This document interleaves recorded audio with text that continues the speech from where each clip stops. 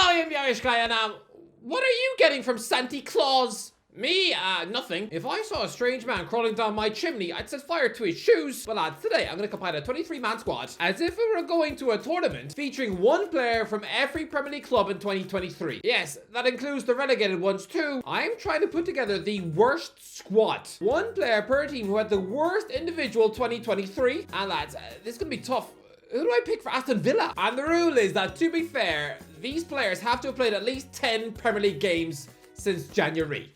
So don't worry, Dubravka, you're safe. Right, let's go. Goalkeeper Hugo Lloris, Tottenham. There are very few goalkeepers in the world who have had a more brutal year than Hugo Lloris, considering his legend status. As a World Cup winner with nearly 150 caps for France, considering he's held up as a Tottenham hero, only 4 players have made more appearances for Spurs in their entire history, but I'm sorry. This year has been embarrassing beyond belief. He began the year by losing at home to Aston Villa on New Year's Day. 2 weeks later, he's showing the reflexes of an overweight sheep in the North London derby, where somehow he let a weak cross squirm under his elbows and into the net. The following week, he was picking 4 out of his own net against Man City. There was an embarrassing 3-2 loss at home to Bournemouth, but I'm going to say this, no goalie has ever had a worse finish to their Premier League career than this, having to be subbed off the pitch at half-time against Newcastle in April, with his side already 5-0 down. He hasn't played since. On the summer deadline day, he was weirdly linked with a move to St James's Park, but I would imagine he never wants to see that stadium again. He'd probably burst into tears in the car park, but he did say no to a move back to Nice, because he didn't have enough time to make up his mind. Yeah. They're now second in the French league, while Lloris is 4th choice Spurs goalie, feeling about as unwanted as a rat at a 6-year-old's birthday party. Goalkeeper Daniel Iverson, Leicester. Look, I consider Danny Ward for this spot, but he didn't actually play enough games for Leicester in 2023, so instead, step forward Danish goalie Daniel Iverson. He was chucked into the Foxes team in mid-March, played 12 Premier League games, conceding 22 goals, including 5 away at Fulham. This bloke is clearly about as talented as a dead goldfish. For Leicester fans, watching this guy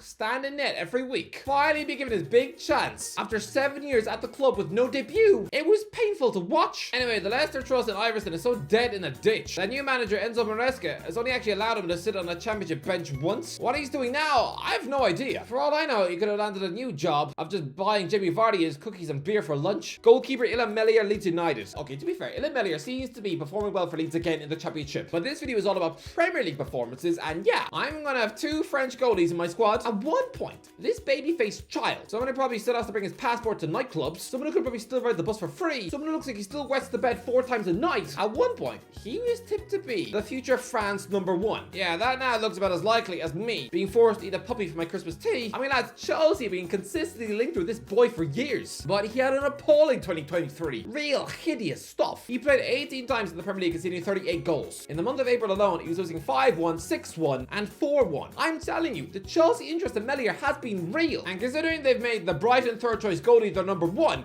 if Melier had had a good season for Leeds, he would probably be the #1 goalkeeper at Stamford Bridge, but he's ruined all that. Allardyce came in and immediately dropped this child prodigy. I can only imagine a cutthroat, the ex-England boss, was with him too, probably just screaming in his face in the dressing room. Melier just having to sit there and helplessly listen to that, being sprayed with spit and chunks of sausage rolls that he'd had for breakfast. Sorry, Melier, but this was a useless 2023. Right back, Joel Ward, Crystal Palace.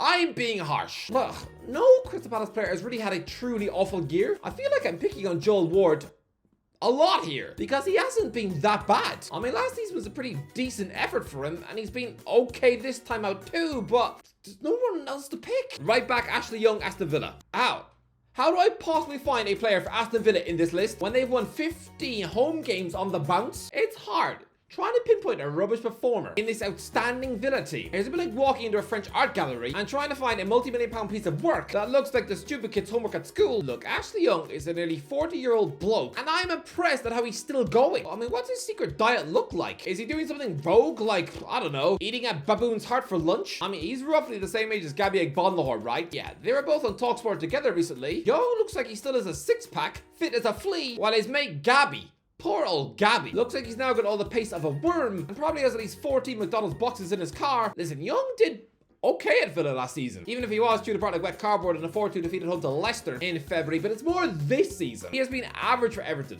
looked slow, cumbersome, was sent off in the Merseyside derby, the biggest game of the season, and also conceded a penalty against Man United, and was lucky not to be sent off again. The Toffees actually look more energetic without this old man in the team, and with Nathan Patterson right back instead. Sorry, Ash, I'm being harsh, I know I am, but There's no one else for Villa. Centre-back Lianco, Southampton. Yeah, pretty simple this. Here's a 26-year-old Brazilian centre-half Lianco, who played 12 games for Southampton in 2023 and was typically useless. He was thrown into the team for the crunch relegation battle run-in and was about as weak as a goblin's handshake. To be fair, he was being coached by an absolute managerial cowpat, Ruben Selles, who was clearly on his way to relegating Reading to League 2. But yeah, no wins. Southampton conceded 20 goals in the final 7 games, conceding 4 against Nottingham Forest and Liverpool. He's since been chucked out the door to Al Jarafa on loan, but awful. Centre-back Anel Ahmedhodzic, Sheffield United. Look, if I'm wanting to pick a centre-half who has had a crummy Premier League season, then step forward Sheffield United disaster defender Anel Ahmedhodzic, who is probably seen as a Swedish snake, born and raised in Malmo, represented them at virtually every age level, even got a senior cap in 2020, and then just switched to Bosnia. I mean, can you imagine if Zlatan Ibrahimovic had done that too? Oh, lads, an international strike partnership of Dzeko and Ibrahimovic. On one hand, that is more mouth-watering than a steak sandwich, but on the other, Zlatan doesn't share the spotlight. They'd probably been like a couple of jealous, insecure housewives tussling for the last handbag at TK Maxx. But yeah, Ahmedhodzic, 13 Premier League games, 11 defeats, just 1 clean sheet. He was part of a backline that conceded 8 at home to Newcastle. He was part of a team that travelled to relegation rivals Burnley and conceded 5. He, like many others, had been about as competent as a bus driver with no eyes. Just brutal. Centre-back Michael Keane, Everton. I know he just played the full 90 minutes, keeping a clean sheet and scoring a goal on his winning return to Burnley, but Michael Keane is still my pick for Everton.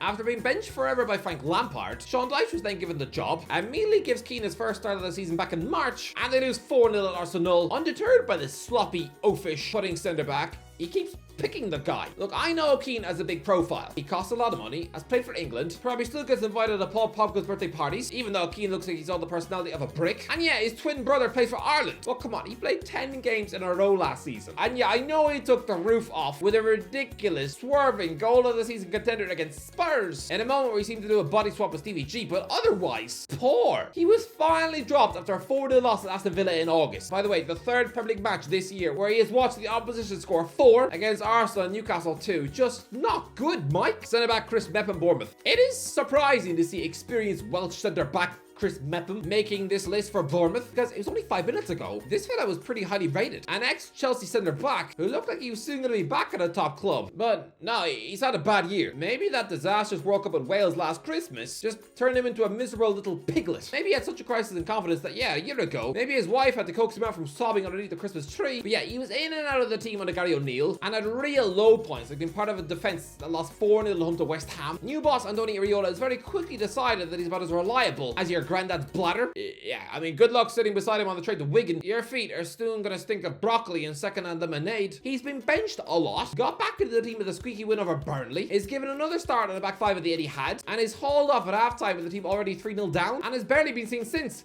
Poor. Left back Timothy Castagna, Fulham. Look, maybe I am harsh to designate Timothy Castagna as Fulham's pick because the Belgian defender has actually been alright since his summer switch from Leicester. But overall, can he look himself in the mirror and be proud of his showing in 2023? To be fair, I know he's played most of the year as a right back, but he can play as a left back too, so he counts, okay? And yeah, he was an ever-present for Leicester in a disaster season. He was part of 12 defeats for them in 2023 alone. They conceded so many goals, and he's gone to Fulham and been okay, but still, he is a Belgian international defender who has played in 19 Premier League losses in 2023.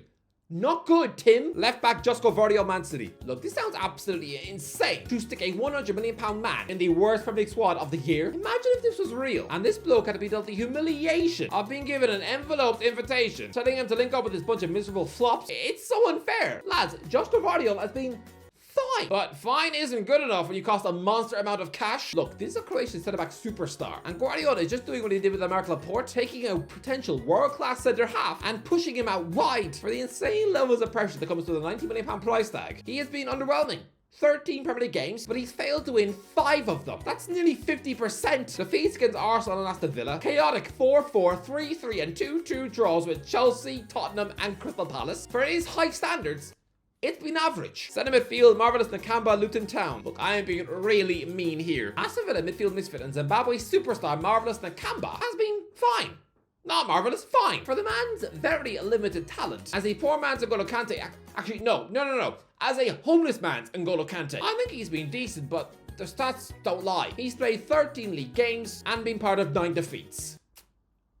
Not great. Centre midfield, Adam Lallana, Brighton. Again, how do you find a Brighton flop in this excellent, brilliantly coached, drilled 2023 under Bobby De Zerbi? Again, this feels mean because, like Young, I'm impressed by the fact that Adam Lallana is still going. The fact he recently played over an hour in a comprehensive win at Old Trafford. The fact he was just playing in a famous European win over Marseille, when by all rights he should be a crumpled old man, just playing for Portsmouth on loan. It's amazing. Lads, he begun the year by playing over an hour in a 3-0 win over his old club Liverpool. This could have been a dream 2023. He's nearly 40 years old, but he did miss most of the second half of last season through injury. He's played 14 league games, okay, and looked pretty good, but who else am I supposed to pick for Brighton? They've all been class. Centre midfield, Josh Cullen, Burnley. Look, this man is an Ireland international, so I don't want to grid him like a leftover sausage at TG Ice. Well, come on, Josh Cullen has been a Burnley midfield joke. Look, I get that Vincent Kompany has instructed him to get on the ball and make things tick, like a mini Irish Pirlo, even though, he once played for England under 16s in 2011. Weirdly, in the same team as Alex Iwobi. Oh, Cullen. Born and raised in London. He probably doesn't even know what the hell a dust in the turkey is. But yeah, he's been out of his depth in the Premier League. 11 league games, 9 defeats. When I saw that Burnley had turned the corner with a 5-0 win over Sheffield United, I thought, oh, brilliant! That'll do wonders for his confidence. He'll have gotten on the ball, being a creative midfield monster, like an ugly Fabregas. no. Wasn't even in the squad. Has since been dropped. Sigh! Centre midfield, Thomas Partey, Arsenal. Maybe I am being mean to Thomas Partey, but how quickly can a bloke, tipped to be a midfield superstar, just become a completely forgotten sock? This is almost bordering on Lucas Torreira territory, of his Arsenal height falling off a cliff. But after being pretty immense for the Gunners in 2022, his form seemed to fade after Easter. Arsenal rapidly lost control of the title race, with him being their defensive midfielder as they went on a run of 2-2-2 draws at Liverpool and West Ham. There was a rotten 3-3 draw at home to Southampton, and then that 4-1 loss at Man City. He was also part of a 3-0 home defeat to Brighton, and played right back in a rubbish 1-0 loss at Nottingham Forest. And he began this season by playing right back again, but looked unconvincing. Has had injuries since, but let's be real, he's not getting back in this team and will probably be sold to Juventus. A pretty poor year. Winger Antony, Manchester United. Hideous. As when Antony made that £85 million switch from Ajax to Man United, he initially looked good, scoring in his first 3 games against Arsenal, Man City and Everton. Big game player, right? People were looking at him as a mini Neymar. His confidence was so high, he was even doing some pointless pirouette skill moves in Europe. Honestly, was that Antony?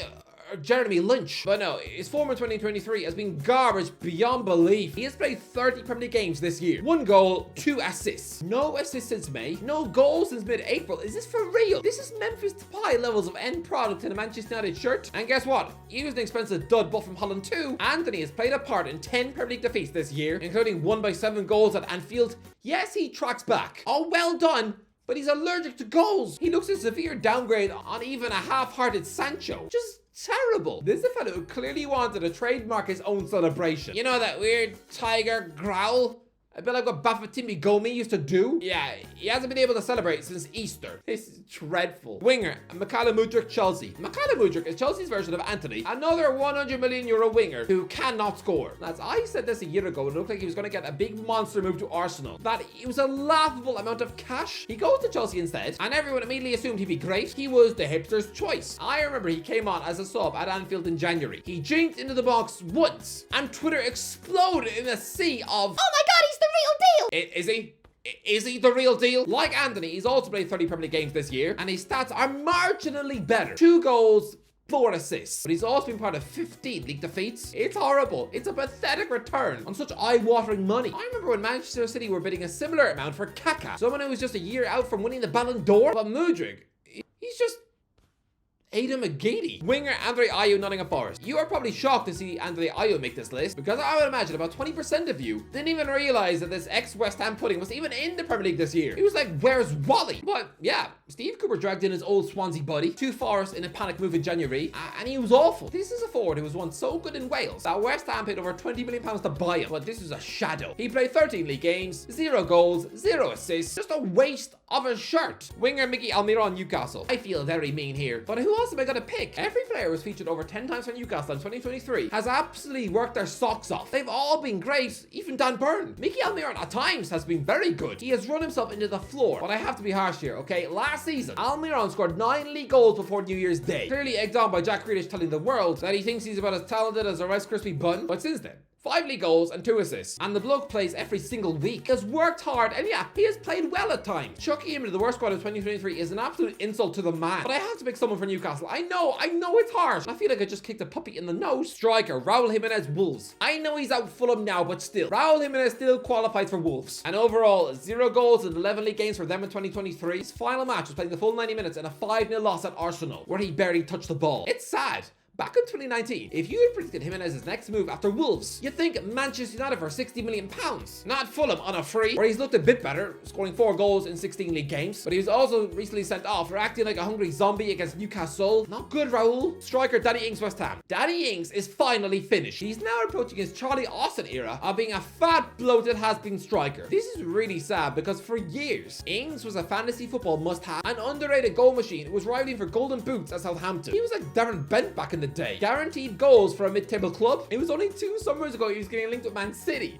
Imagine how long this version of Ings would have lasted at the age he had. He had barely been seen on the pitch. He'd be the modern day version of Wilfred Boney. He signed for West Ham from Aston Villa in mid-January and he scored it in 1 Premier League game. 2 goals against Nottingham Forest in February. That is it. 27 league games for West Ham and he's only scored in 1 match. What has happened to you, Ings? Just like Austin going back to QPR, he's probably going to be back at Southampton just 2.5 years after he finally quit. That's just sad. Striker Neil Maupay, Brentford. Look, Neil Maupay is actually, ironically, probably playing the best football of his career since 2020. But still, come on. 2 Premier League goals in 2023, spanning Everton and Brentford. He's lost 17 of the 29 matches he's played. Ew. Striker Darwin Nunez, Liverpool. Look, Darwin Nunez has been far from one of the worst strikers in the league in 2023, but I need to pick a Liverpool player. I consider Joe Gomez, who has had some stinkers in defense, but you know what, in terms of hype, price tag, expectation, I expected more from Nunez in 2023. Liverpool once signed Andy Carroll and Luis Suarez together on the same day, right? I always thought Nunez was the perfect combination of both, and what a player that would be, but no. This guy was supposed to be turning a corner last Christmas, finally coming alive for Liverpool after that brainless red card in August, and he's had some really good games. Like 2 goals in a 7-0 demolition of Man United, and those super sub winning goals against Newcastle in September. But in reality, he's only scored in 6 Premier League matches in 2023. One of them against 10-man Newcastle in February. Another in a 6-1 battering of a dreadful Leeds. This bloke has missed an open goal against Luton. He has had matches where he's looked horrendous in front of goal. For me, if I'm a Liverpool fan, then I'm frustrated beyond belief. Anyway, that's it. Let me know in the comments. What do you think? Let me know. Am I wrong? Let me know. Am I wrong? What player would you pick for your club having the worst 2023? If you enjoyed the video, don't forget to give a like, share, because as always, I'll talk to you in a while.